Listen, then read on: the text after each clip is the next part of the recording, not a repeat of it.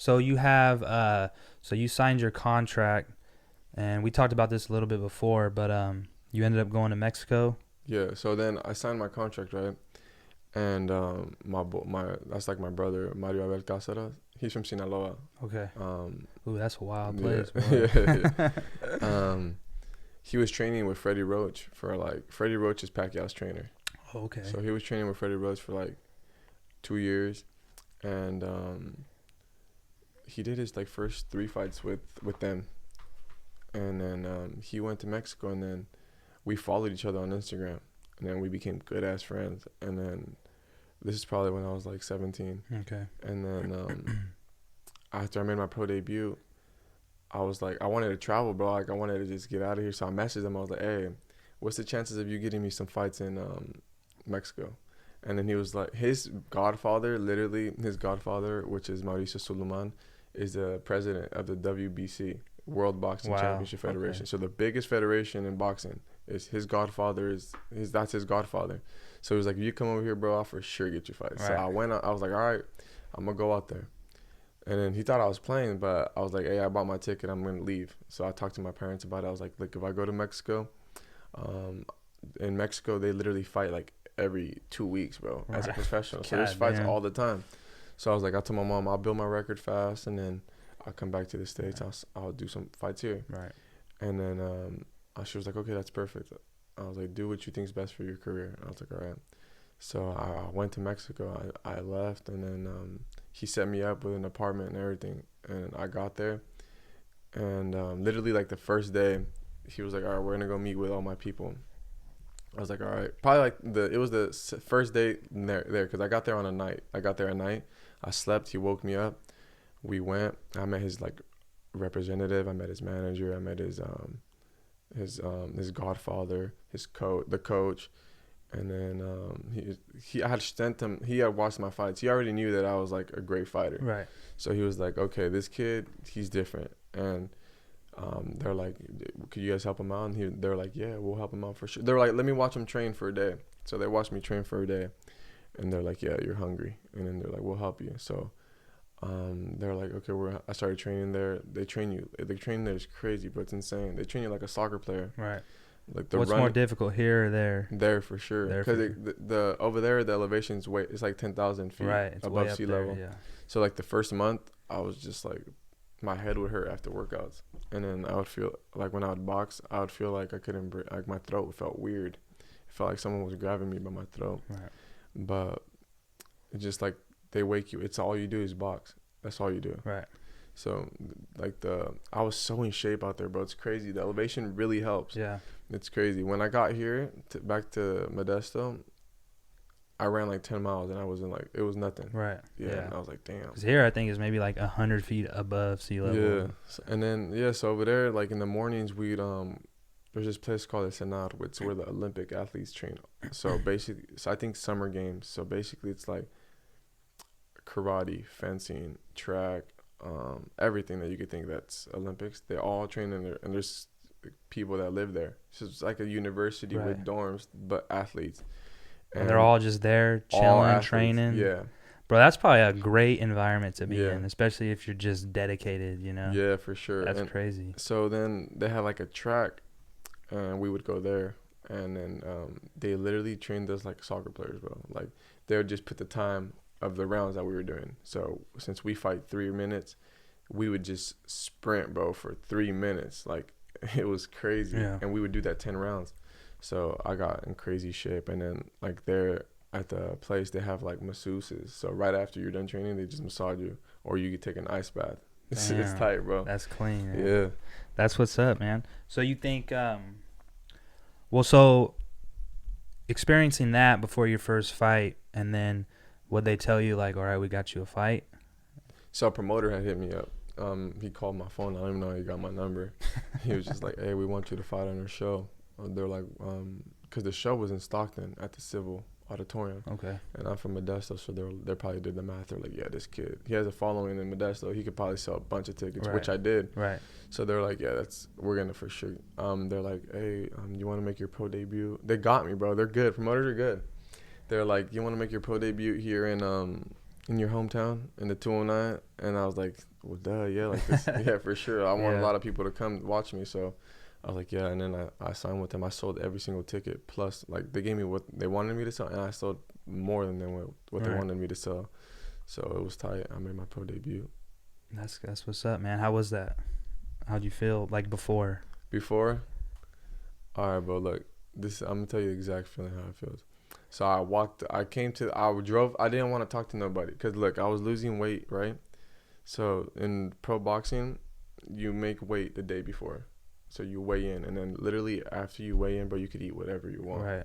So, that whole week, I didn't want to talk to nobody. Like people would try to talk to me, I would be like, nah, bro, leave me alone. I want to just sleep, cause the last whole week's maybe light shadow boxing. You don't really work out, cause you're low energy. You're making weight. Right. So I would just lay in bed, bro, or play Call of Duty or play Fortnite or something. Yeah.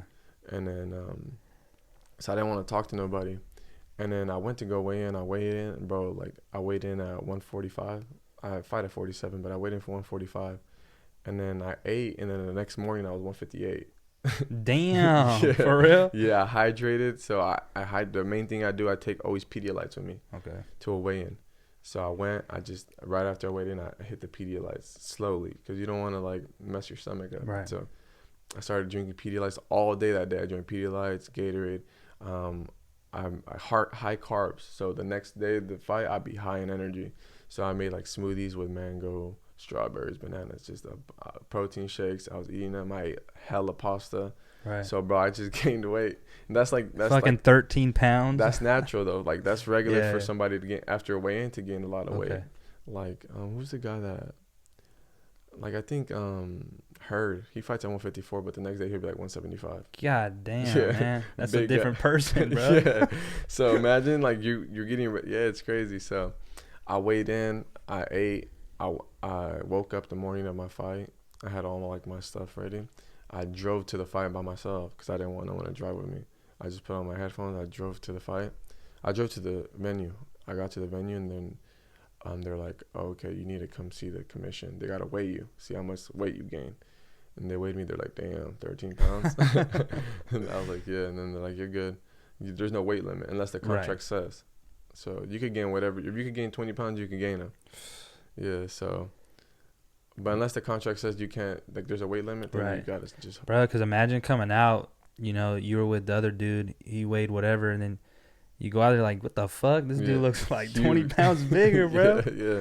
That's crazy. And that's what happens usually because I'm not a big dude, but I'm big for that weight. Right. So usually when how tall are you? I'm 6'2". Okay. So when I be coming out, they're like, damn, what happened to him? Right. At the weigh-ins, bro, I look so skinny. Right. And then I eat, like the next day, I legit look nothing alike. Because how long do you do that process before? Is it a week? Or is it just Of losing weight? of like just not like really eating? Okay, no, I always eat. That's like the main thing. You always got to eat. Right. But I eat low carb foods. Okay. So I start probably losing weight like a month before. Okay. Start just shredding the fat because I get chubby. So I started like shredding the fat on my body. And then probably like 2 weeks before I start really worrying about. So I'll probably lose like 7 pounds of real like fat on me through the camp. And then like the rest of it, it'll probably be like water weight. Okay. And like just working out a lot. But I'll start like a month before. Okay. And then, so I got to the venue. They weighed me. They're like, okay, you're good. Go sit over there. They sit you down, and then you wait till the show starts happening. Then when the show starts happening, they tell you, like, you know who's going to fight first, second, third, fourth, fifth. So I was like, I think I was the fourth fight. I was the fourth fight for sure. And so you start, like, getting ready. They wrap you up. You put on everything you're going to fight in. Well, I was walking around in my cup. Right. So I didn't want to wear nothing. So I was just walking around like in my spandex in the cup. And like I was just warming up. And then the fight before mine, like the dude got knocked out like in 15 seconds. So my fight was like right up there. Right. But the whole time I was like just sitting down, bro. Literally how it feels like they're taking you somewhere so you could get killed. Yeah, so basically that's how you felt. Yeah, like you're waiting to. And when did that hit you? Like when you got into like the quiet ass room? Yeah, when I got to the quiet room, right. I was like just sitting there and I was like, damn, I'm about to go to war with a man I don't even know, you know? Right. It's just like, damn, it's either him or it's me. We're gonna, like, it's war for real. Yeah. And that's what happened. And then I was sitting in that room. My coach was with me. My manager was with me. And then I wanted to see, like, if people were actually there. I wanted to see if it was real. So I opened, like, this door. And, bro, I seen the whole venue filled. So I was like, damn, this is real. So then I closed the door, and then I went back. And how many people you think were there? Probably, like, 700 for sure. Okay. And then I closed the door, and then I went back, and then I was just sitting there, and I told my coach, I was like, damn, I don't want I told my coach, you think I'm good enough to win? And then he was like, Emmanuel, he was like, he's like, this is not the time to be asking that question, bro. He was like, you could be one of the greatest fighters ever, but you got to believe it.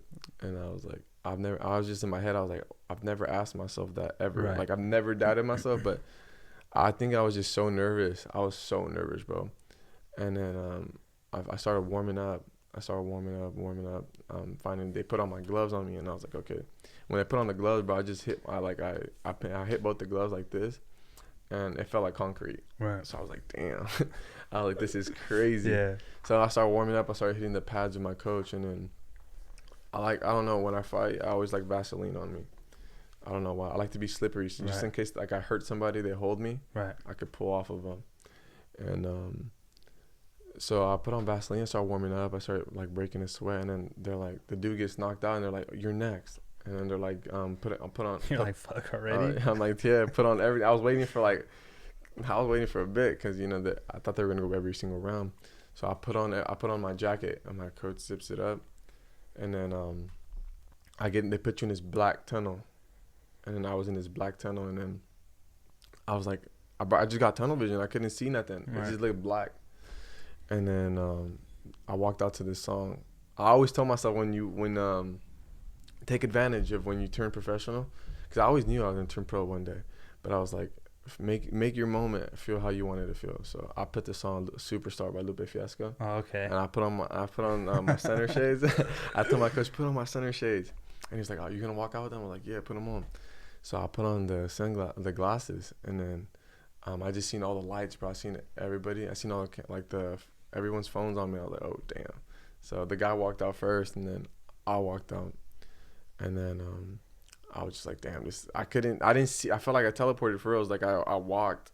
I didn't even know. Like I looked back at my videos, and I'd be like, damn, I don't remember even. You don't even remember that? Nothing. I don't remember jumping. I don't remember putting my hand up like this. Because when I walked in the ring, I put my hand up like this, and then I went in the ring. Right. And then I looked at my mom, because my mom was sitting like right in the front row. I looked at her, and like I went like this to her, and then I looked at the video, and I was like, oh, my mom told me I did that to her, and I looked at the video, and I was like, I did. I looked at it, and I went like this to her.